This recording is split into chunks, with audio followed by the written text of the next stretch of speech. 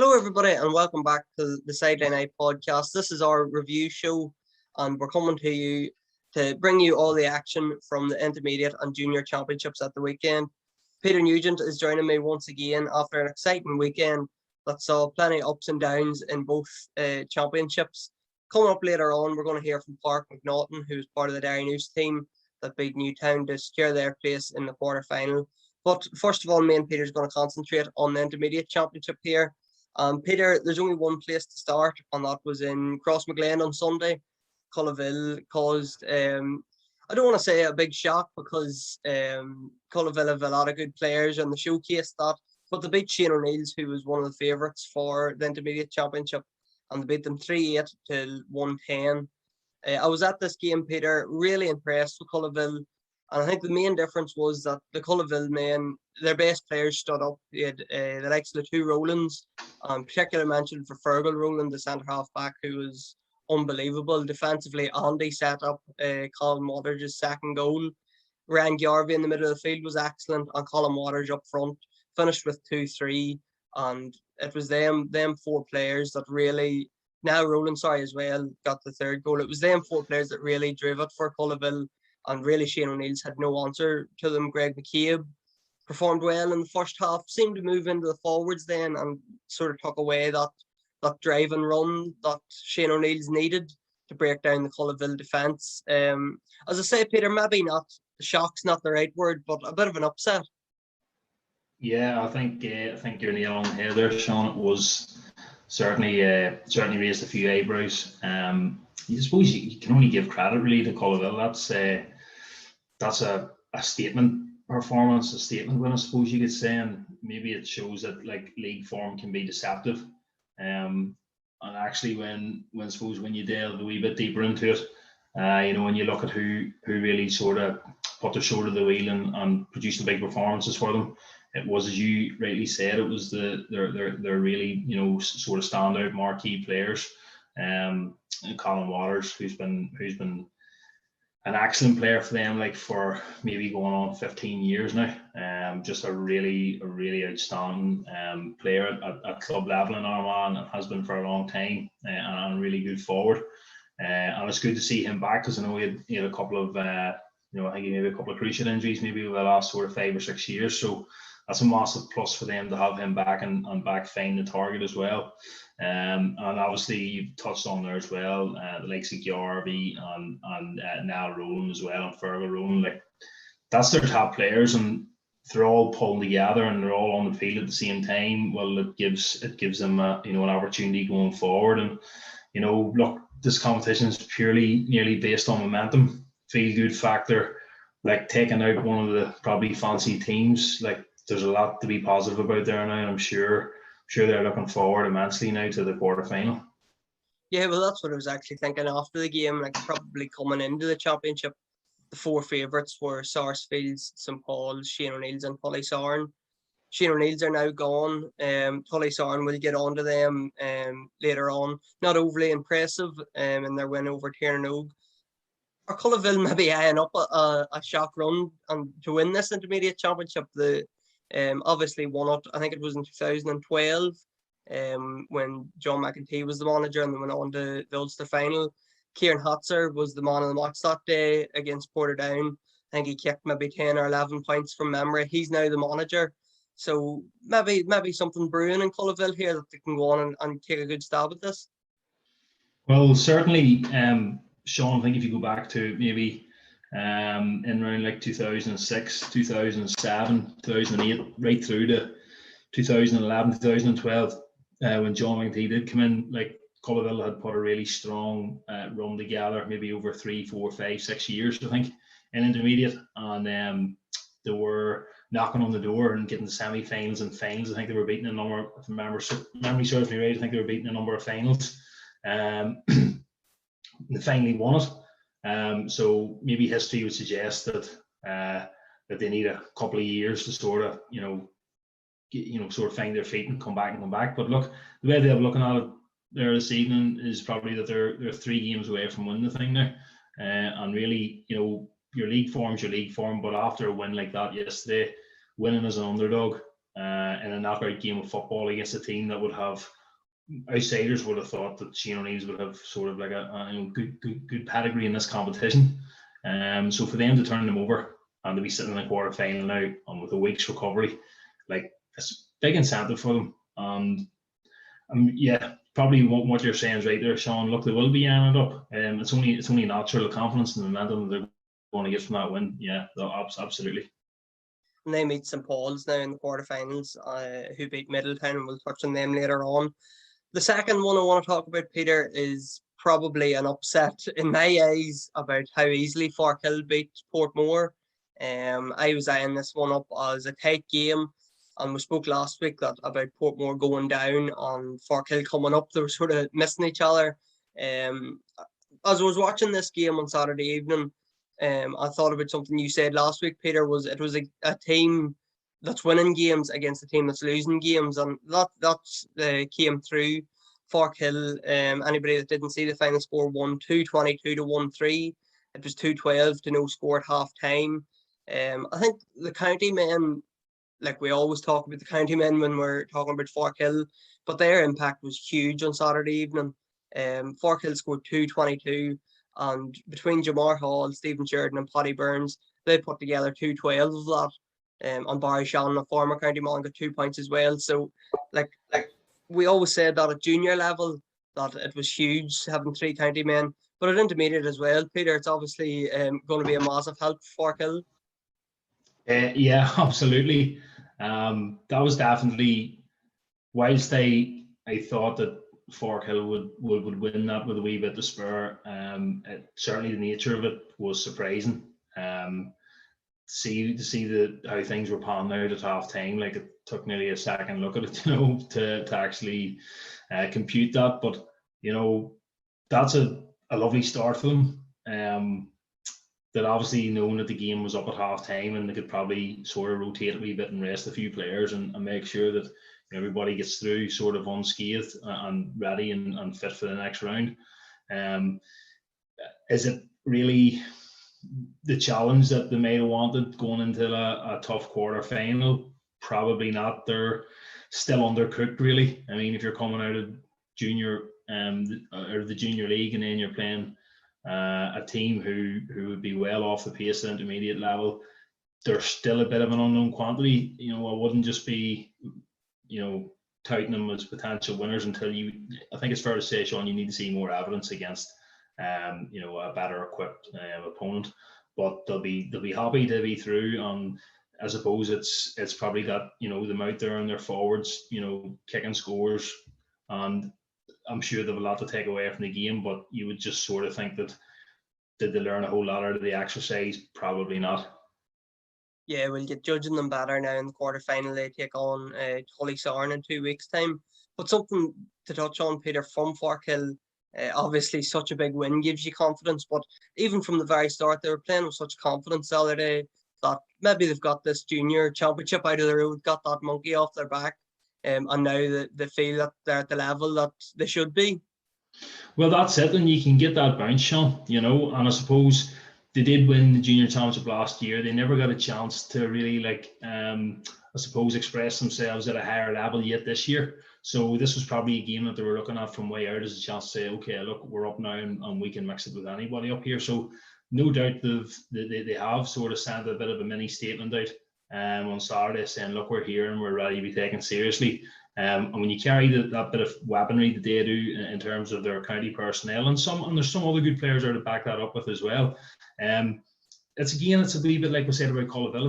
It's momentum based, and like they're another team now. They're going to have that wee pep in their step moving into the quarterfinals. And when they've got players there that have experience, they've got players there that have been around setups at the highest level, and you can't underplay that. That's vitally important to have. Yeah, that's a big quarterfinal that we're going to look forward to, and obviously we'll be previewing them in 2 weeks' time. The next one, Peter, only our second prediction that we got wrong. We got 6 out of 8. Was Whitecross and Ballyhagan. Whitecross won 1-12, 10 points. And I suppose the big thing from this game was early in the second half, Ballyhagan were ahead 8-4. They were reduced to 14 men. They got a man sent off. and suddenly Whitecross outscored them then 1-8, 2 points for the remainder of the game, with Aidan Finnegan getting the goal, and he top scored with 1-5. Whitecross are a bit of an enigma. You're not really sure what to expect of them. I thought without Mark Shields, they were going to struggle in the game against Ballyhagan and in the championship. They'll get a tougher test now the next day against Sarsfields, but that's a good win for Whitecross over Ballyhagan. That's a great win, Sean. That's a great win, and I think we're made to look a wee bit silly on the back of that one. We both tipped Ballyhagan to come through that, and the form line was pointing that way, that Ballyhagan seemed to have the momentum coming in, but you can only give credit to Whitecross. The fact that they were down, especially first half and early part of the second half, down, and it looked like it was going to go to script. And obviously then the goal in that has changed it, and I noticed that the contribution of Finnegan in midfield 1-5 is a brilliant contribution at any level, Sean. And I noticed as well they're still backboned by a strong McSherry contingent, and them boys have been good footballers for a lifetime there in Whitecross. So that's probably was the most surprising result of the weekend for me. I didn't see where the form line was, not even this season, but over a number of seasons, that Whitecross were showing any intentions of sort of going deep into the championship. But that just goes to show it's championship that's on the day, and even the warmest of favourites can be got at. Yeah, and that's Whitecross through to the quarterfinals against Sarsfields the next day out. Carrickcruppen, Peter, they beat College Land by 3 points. And they beat College Land at this stage last year by 9. College Land obviously closed that gap. This season, 12-9 for Carrickcruppen. I suppose that we predicted that Carrickcruppen were going to win, just maybe not sure how tight of a game or how close it was going to be. You were at this one, Peter. Did College Land set up defensively in an attempt to keep the score down, and Carrickcruppen still had the quality to come through, or how did this game go? Yeah, College Land, I was impressed by College Land, Sean. Impressed by their organisation and by their general levels of fitness. The first thing that struck me about them was they look like a very sort of lean, organised side. And up front in Jason Kelly, they had a very willing ball winner, and sort of played the game just a wee bit off the cuff. He didn't really know what he was going to do next, and he got some great scores. And to be honest, I mean, Carrickcruppen looked extremely ordinary for the vast majority of the game. And, I think maybe to rein the Carrickcruppen hype in a wee bit, because yesterday there was definitely areas of their game that you would definitely have reservations about. I suppose that said, for me, the two players that really dug them out of the hole yesterday, College Land went 8-6 ahead at the beginning of the second half, and really from that point on, Blaine Hughes basically played as an outfielder. He stepped up on the majority of their kickouts and really created the +1. They didn't drop another player back to cover the space in front of the goal or anything. It was man-on-man stuff at the back, and he was playing high up the field, and that really helped them get the foothold in the game that they needed. Now, they were quite wasteful, and College Land had probably done a great job in terms of nullifying their inside threats. Owen Woods was, by his standards, he was quiet and did a really good handle on him. But apart from Blaine, then you had Richard Keenan, who really stood up for them in the middle of the field, and I think he ended up with a game with 5 points. But all of the scores, Sean, were taken from serious range and distance, and it just goes to show that type of quality at this level is still key. And really, it was his kicking over distance that decided the game. But an interesting take tactically from Cruppen in terms of what their intentions are and how they're going to use Blaine Hughes going forward. And yesterday it paid off for them. One thing I would say is College Land, probably naively, in the second half, they insisted on kicking a lot of ball from back to front. And with Hughes playing out basically as an extra player, they kicked a lot of ball straight nearly into his domain. I know they were trying to be direct and get the ball forward as quickly as possible, but I sort of felt maybe if they'd have brought more of a running game to it in the second half, they might have caused Cruppen a few more problems. But as it unfolded. It was probably Hughes and Keenan that got Cruppen over the line in the end. But playing him tactic, I'm excited to see it. Now, we've obviously seen the likes of Anel Morgan and Roy Bagan in the Ulster final. It'll be interesting to see, does anybody challenge Blaine, and maybe does the other keeper push up on his kickouts, or what the story will be in the next few rounds. Richard Keenan, obviously we've spoke about him before, Peter, an unbelievable talent, great midfielder, and we've talked about the Carrickcruppen youth coming through, the likes of him, Kelly, Woods. He's really the leader in that team, isn't he? Like, he can field ball. He's obviously a good point kicker as well. He's a good footballer. He's leading the charge into the next round where they meet Wolf Tones. Yeah, he's still a young player. I think he's maybe only 22, maybe 23 at the most, Sean. But he's been playing. Seems like he's already been playing there for a lifetime for Carrickcruppen, and he was probably playing right from the start of their rebuild. And so have a lot of their players, to be fair. And now they're coming through. Look, I would say yesterday will have done them no harm, in that it probably will bring the blanket down a wee bit on their expectations and the hype surrounding them. And it might just be a blessing in disguise for them if they maybe went out yesterday and won by 10 points or so.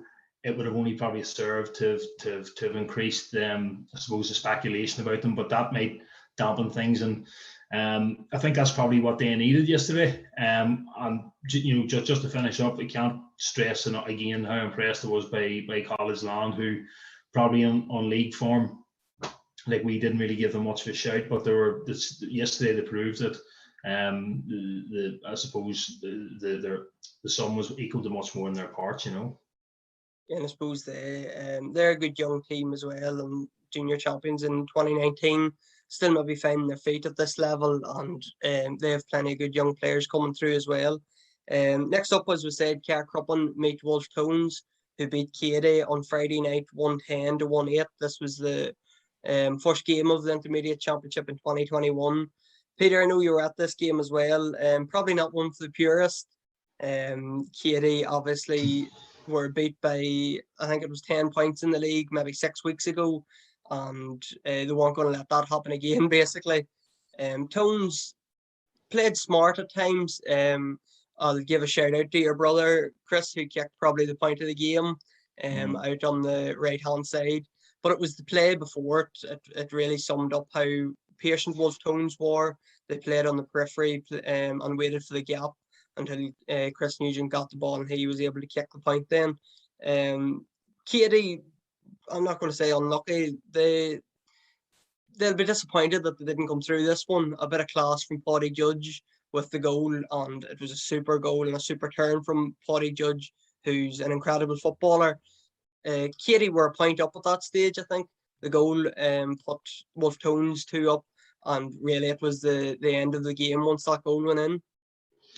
Yeah, it was a bit of a strange game, Sean, and that I think in the early stages the Tones looked markedly the better team, but I suppose the feeling you would come away with after the game was that the undoing for Katie was probably that they didn't maybe carry just enough punch up front.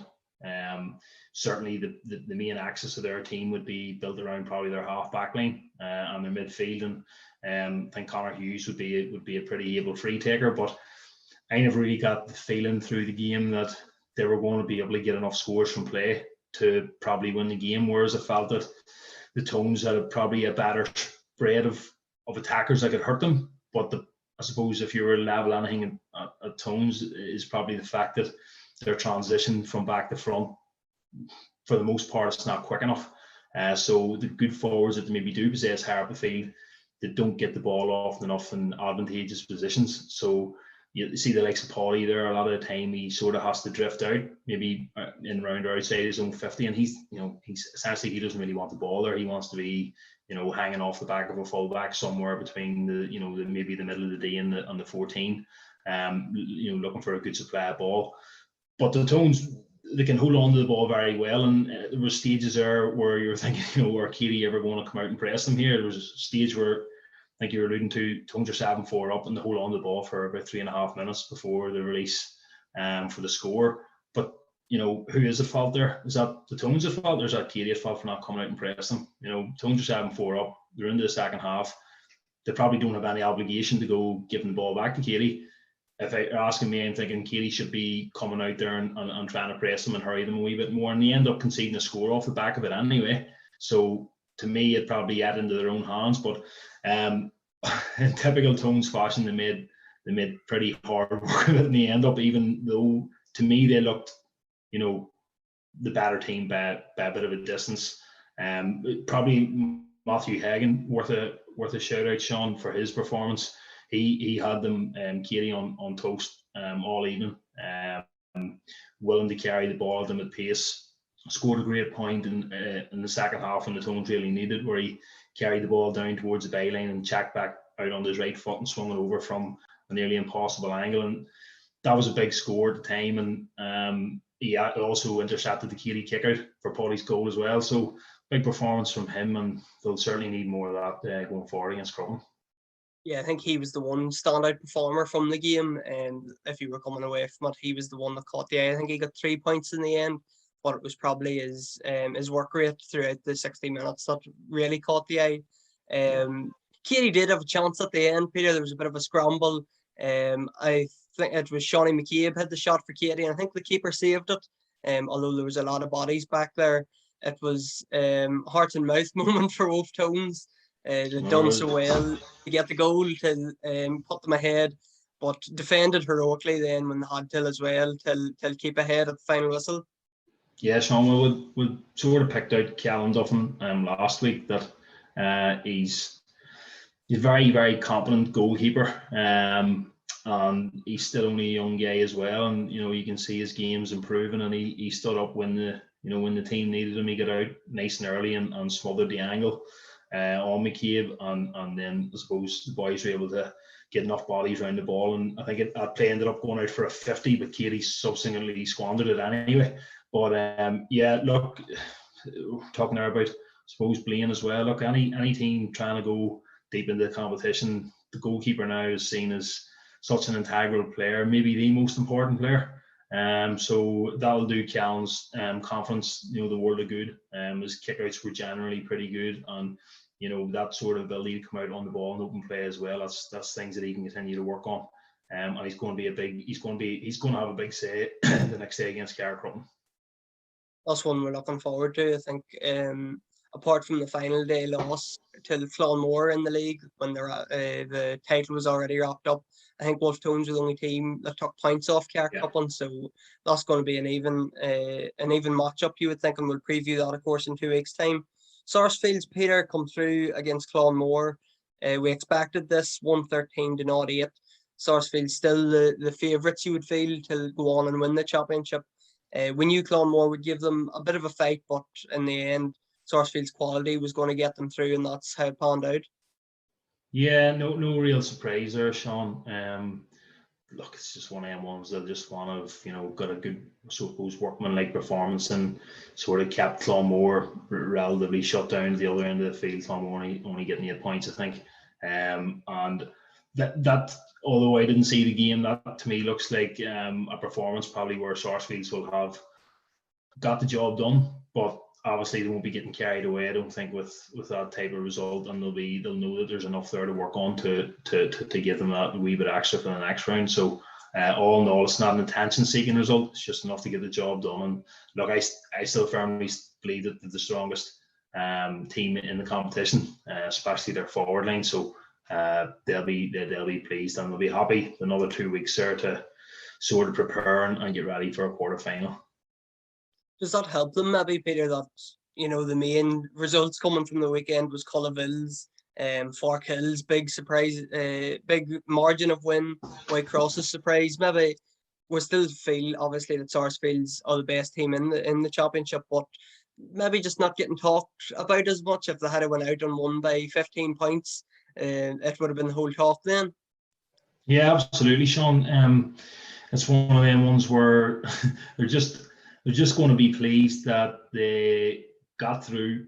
As I say, it didn't really draw too much attention to themselves. It looks like it was pretty workmanlike and pretty clinical. And as you say, the other teams are sort of hogging the sort of headlines for the next week or so, and that will absolutely suit them down to the ground. And then we're going to discuss Tullysarren as well, one of the favourites, and as we said, put in such a massive performance last year against Sarsfields in the championship quarter final. They beat Derrynoose Og not 13 to not 10. Not overly impressively, I must admit. And they were the better team after half time. I think they went into a 5-1 lead at the start, and you thought they were going to blow Derrynoose away, but Derrynoose, to their credit, fought back, and it was 5-4 at half time. Tullysarren did take over then, and I suppose the quality in the forward line really came through. You had Gavin Conlon, I think he finished with 5 points. Eddie Mullen as well, played very well. Mark McKeever scored a huge point in the second half, a really inspirational one. And it was interesting, Mark McKeever was actually playing in midfield for Tullysarren, would be a renowned full forward and a real goal getter inside, but he was playing midfield. But they were missing a few men, Peter.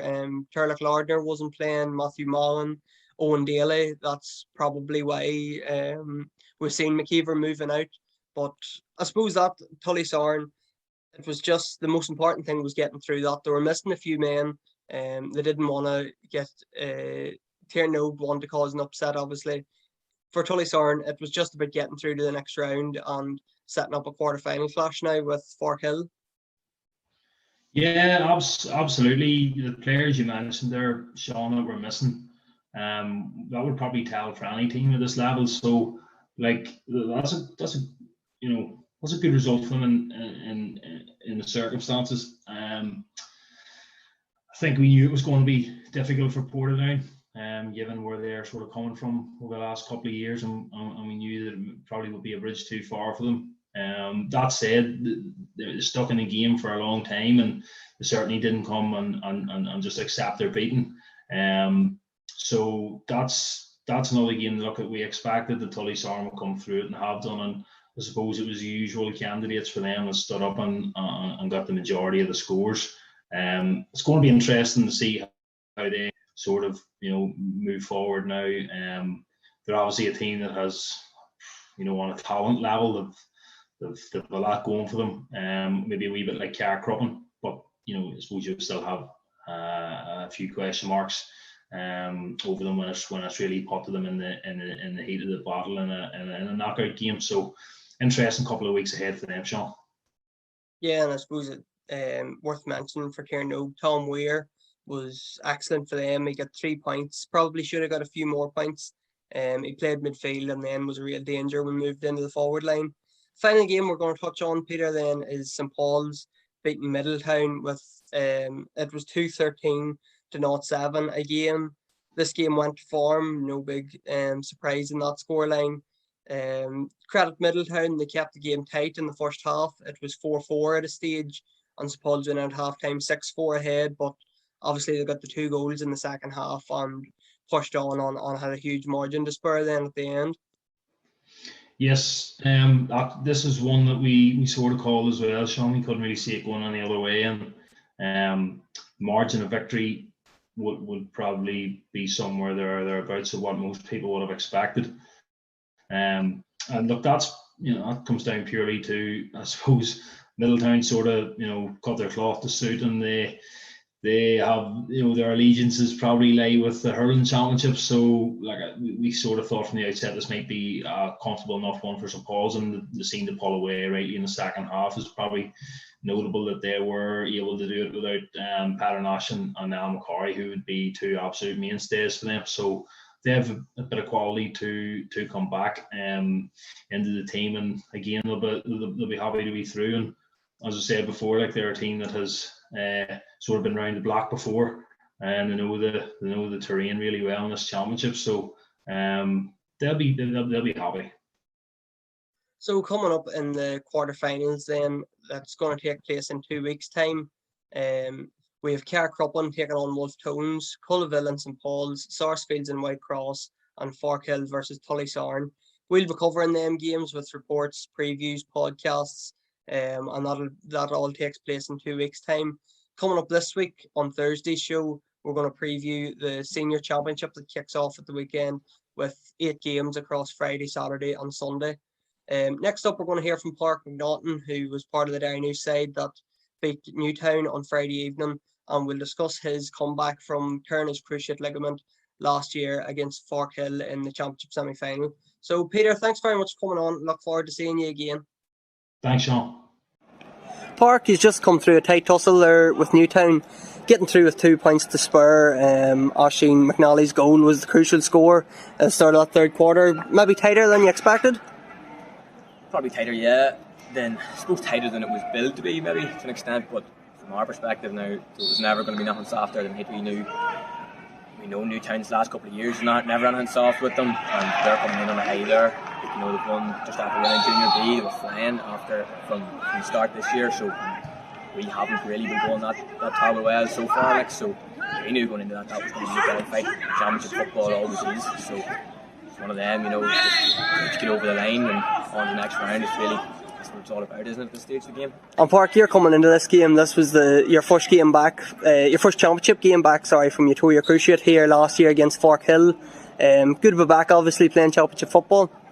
Yeah, good to be back. Good to be back on the pitch, full stop. Probably played about an hour's football now so far altogether, and then got there obviously on top of it. So nice to be back. Championship football, different ball game altogether. A few league matches there, and it's all well and good now. But that's a step off today, like, and you've already be found out. So, but good to get it back in the tank, you know. And just as you say, nice to be back in the athletic grounds, back in the big days. That's what it's all about. And I suppose, how was the recovery out for?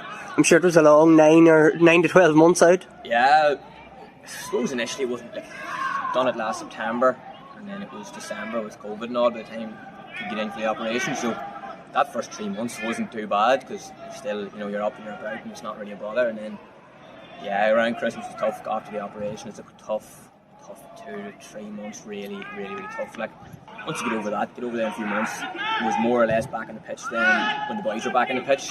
So that was ideal. You're back on the pitch, me and 30-40 men, and it makes a world of difference then when you're training with everybody back in that group rather than get away in a gym by yourself. So, yeah, good to be back. And next up now, it's Killeavy in the championship quarter final. Probably a team you wouldn't know much about, you being a junior A and them junior B, but a challenge nonetheless in the quarter final. Yeah, but that's it. Look, I haven't seen Killeavy since probably early last year, where, you know, pre-COVID nearly the last time we would have played them. So hard to know what they've got. Haven't really seen much of them, but same as tonight. It's championship football, so it's going to be nothing soft the next day. Whenever it is, it's not going to be soft. Killeavy's never going to be soft, and we're just going to have to get ourselves ramped up again and go again.